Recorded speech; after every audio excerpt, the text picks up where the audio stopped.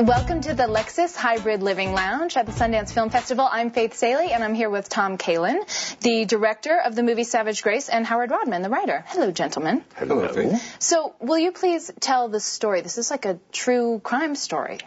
It is. Savage Grace tells the incredible true story of Barbara Daly Bakeland, an Irish Catholic girl from the wrong side of the tracks.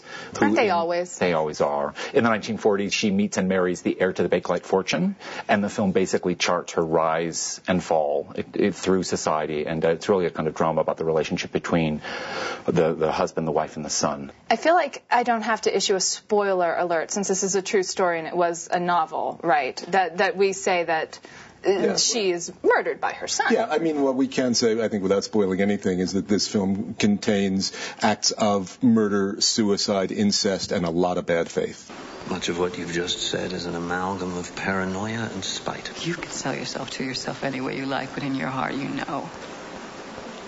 So does everyone else. Also, you're a little old for this, don't you think? You guys collaborated extensively on creating this, I understand. We did. It was a great process. The book is a sprawling book. It covers over 100 years. It talks about the multiple generations of the family. So our starting point was really to identify literally 5 moments. You guys would do that together? Yeah, exactly. Like, if this were a freeze frame from a movie, what would lead into it? What would come after it? And sometimes when you're working for a director, it's a little bit like you get handed a Rubik's Cube and they put a blindfold on you and you're sort of going, click, did I get it? Click, did I get it? And with Tom, it was the opposite experience. He was so specific, and his vision was so glorious, and the film that he saw in his head was already so fully realized that my job was just to figure out how to come through for him and how to create the words and the scenes that would enable Tom to make the movie that he already knew. You will not speak to your mother like that. I will not stand for it. Oh, piss off.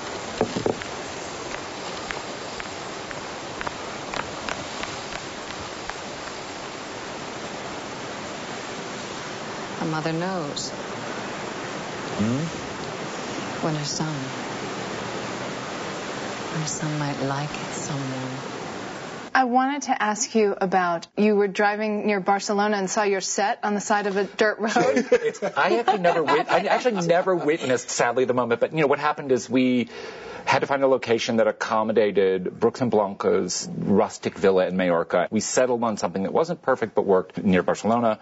The art department came in, they dressed it. 40 hours before shooting, they return and find everything on the dirt road on the side of the road. The house is completely locked. And after much prodding, the owners of the house confessed that they sensed diabolical vibrations in the set dressing.